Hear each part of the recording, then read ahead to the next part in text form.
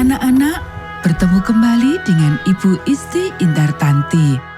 Pelajaran Sekolah Sahabat kita berjudul Tidak Ada Yang Paham.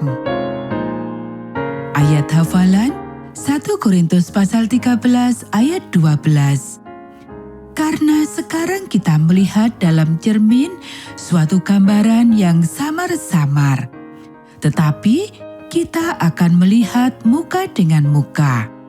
Sekarang aku hanya mengenal dengan tidak sempurna, tetapi nanti aku akan mengenal dengan sempurna seperti aku sendiri dikenal.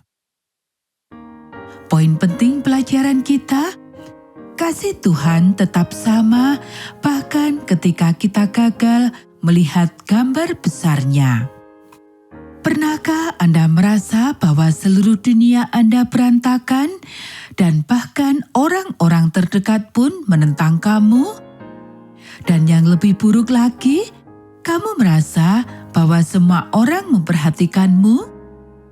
Selamat datang di dunia Ayub. Pada saat iblis selesai menyerang Ayub, pria ini telah kehilangan segalanya. Rumahnya, ternaknya, hartanya, anak-anaknya, dan sekarang kesehatan pun hilang. Dia dipenuhi dengan luka yang mengeluarkan cairan, menyakitkan, dan berbau. Suatu hari, 3 orang teman Ayub, Elifas, Bildad, dan Sofar, datang mengunjunginya di tempat pembuangan sampah kota di mana dia duduk sepanjang hari. Selama seminggu, mereka semua duduk bersama dalam diam. Ketika sahabat itu melakukan kebiasaan pada saat itu dan menunggu Ayub untuk berbicara terlebih dahulu. Akhirnya, Ayub berkata, "Biarlah hilang lenyap hari kelahiranku, biarlah hari itu menjadi kegelapan."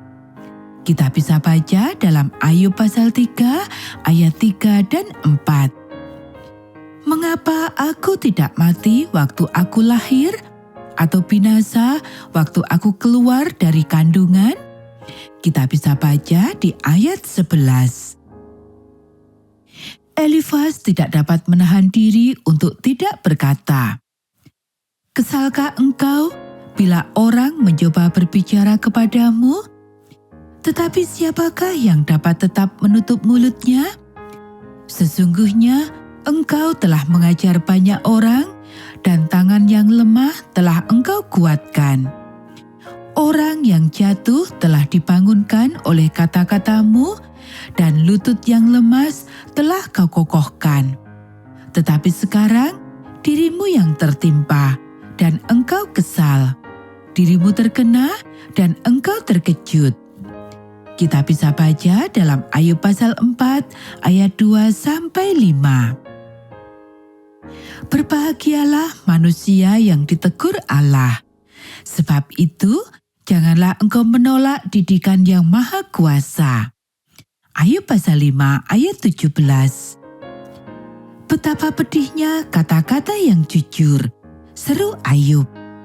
Tetapi apakah maksud celaan dari pihakmu itu? Apakah engkau bermaksud mencela perkataan? Apakah perkataan orang yang putus asa dianggap angin? Ayub pasal 6 ayat 25 dan 26. Bildad menimpali, "Masakan Allah membengkokkan keadilan? Masakan yang maha kuasa membengkokkan kebenaran? Jikalau anak-anakmu telah berbuat dosa terhadap Dia, maka Ia telah membiarkan mereka dikuasai oleh pelanggaran mereka.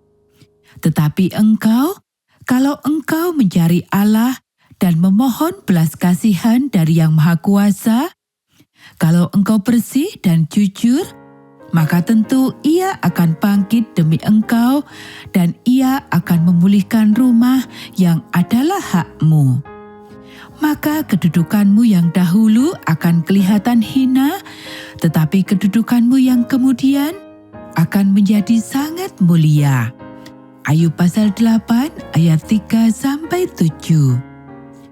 Seorang diri membentangkan langit dan melangkah di atas gelombang-gelombang laut, yang melakukan perbuatan-perbuatan besar yang tidak terduga, dan keajaiban-keajaiban yang tidak terbilang banyaknya. Ayub pasal 9 ayat 8-10.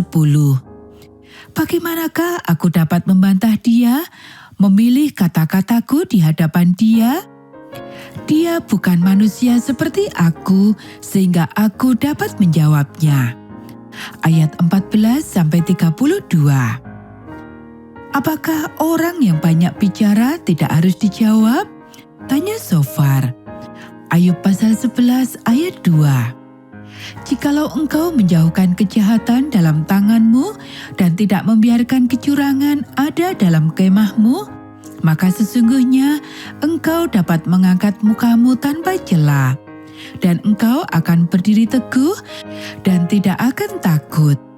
Bahkan engkau akan melupakan kesusahanmu, hanya teringat kepadanya seperti kepada air yang telah mengalir lalu.